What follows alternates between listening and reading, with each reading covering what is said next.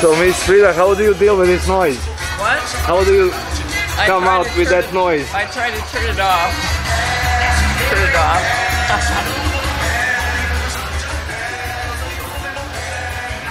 Well, I've been in Salvador since the year 2000. I came in 2000. Before that, I was in Minas Gerais in a rural community. But now I'm getting older. I'm about retired. I'm 78. So I really don't do too much. I'm part of the community. There's a group at a nearby parish, San Pedro, and I've been asked to coordinate or help to coordinate visiting the sick and the elderly. So that's a good ministry, and the people in my committee are excellent. There are 2 secretaries and there's an assistant coordinator. And if a family has a person who'd like to be visited, then they call the parish and give their name and number and address, and then we go to see them. So I'm getting to know the city, and I'm getting to know what it's like to be an old person in Salvador, especially if you don't have money. So that's what I do in terms of ministry. Then I also do some translating, because our administrative center is at St. Mary's, Notre Dame, Indiana, which is near Chicago. And so the official language there is English. Now in Brazil, everybody speaks Portuguese. Most people do not speak English. So if there are meetings, for instance, the area council, which is a government structure, when they meet, somebody takes minutes, and so then they write up the report of the meeting, and then they send the minutes to me and ask me to translate them into English. Now in January we have every year an assembly, an annual assembly, and that's for the sisters who live in Peru and Brazil, and there are about 30 of us all together.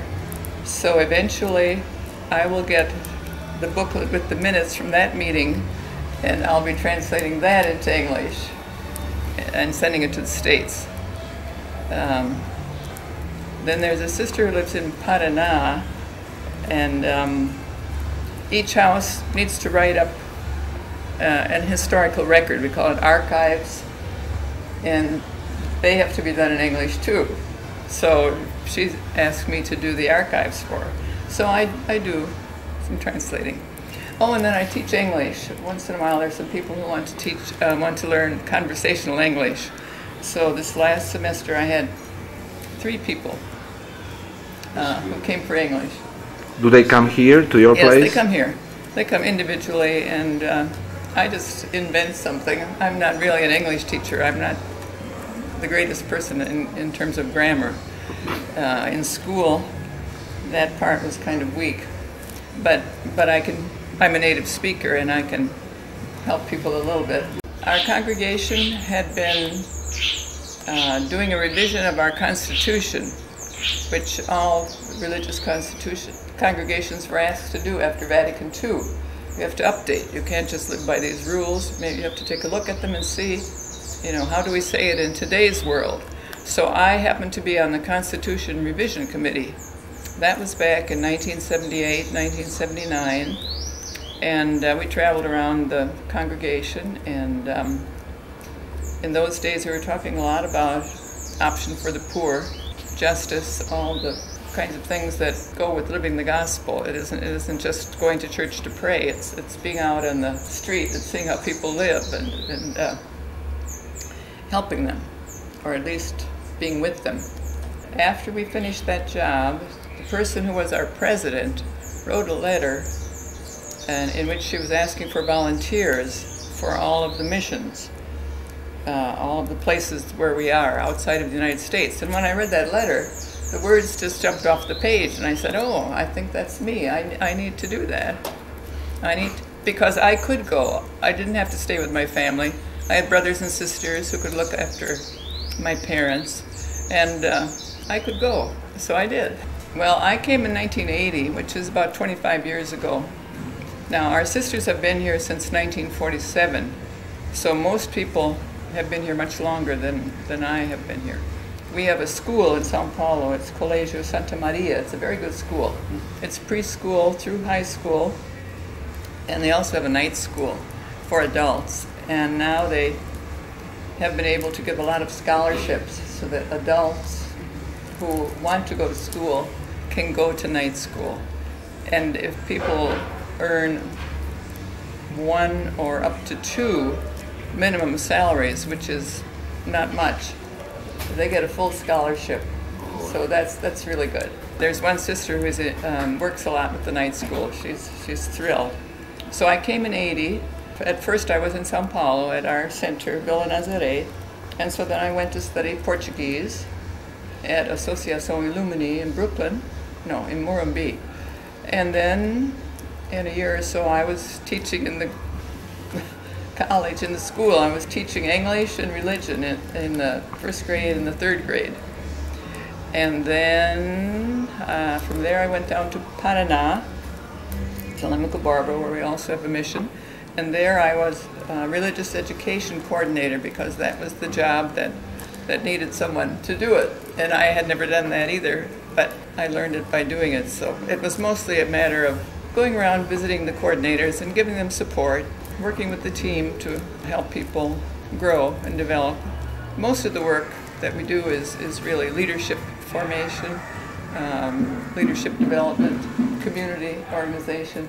Then from there I went to Minas, in an area in the north of Minas that's called the Jequitinhonha Valley, which is a very dry area.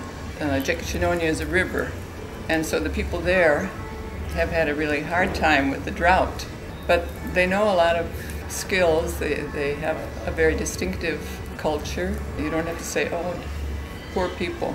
People manage. People have dignity if you just can help them to be who they can be. Now, in Minas, it was very interesting. People used to come to our house and say, well, I have to get this medicine. The doctor gave me this prescription, and I don't have any money. And I said, and so I would ask, well, what is this for? Well, I don't know. I said, well, then you better go to the doctor, go back to the doctor and find out what's for. But little by little, we discovered that most people know all about natural medicine. They know about plants. They know something that's good for headache, something that's good for an upset stomach. And so we started to work with that, natural medicine. And of course, it's really very important now. A lot of people are working with natural medicine, natural remedies. And the thing about natural medicine is that it doesn't have a lot of chemicals in it. It's not immediate in its results, but it doesn't harm you. It doesn't give you bad after effects. And natural medicine is not just a question of taking medicine. It's a whole lifestyle. It's what you eat. It's how you think, how you manage. Do you know how to relax? Do you know how to have some leisure? Anyway, so it's a whole lifestyle. So that was a very, very interesting experience. Then there's a national program called Pastoral da Criança. It is excellent. It's sponsored by the Catholic Church, Ministry to Children. It was started by a woman who's a pediatrician, and she's also a sanitation engineer. She happens to be the sister of the Cardinal Arns, who was the cardinal in the Archdiocese of Sao Paulo. Her name is Zilda Arns. Anyway, so she started that program, and it's a very simple program, working with families, especially mothers, but families who have children from 0 to 6 years. And of course you start then with the prenatal exam so that children are born healthily and the mother also has good health. You encourage breastfeeding.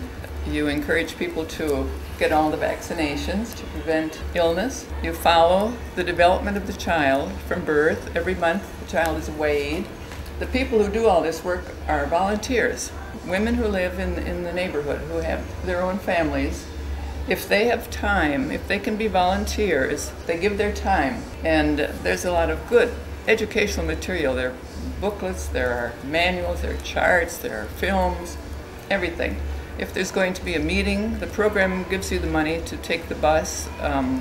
If you need material, if you're going to have a meeting, you need lunch, you need paper, you need materials.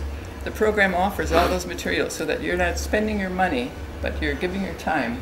And so it's these volunteer mothers who do the visiting, and they visit no more than 10 families, and they keep in touch with these families. And that is a wonderful program. I worked in that program for a while. I was a diocesan coordinator. So are you planning on returning to the States or just... No. I'll stay in Brazil.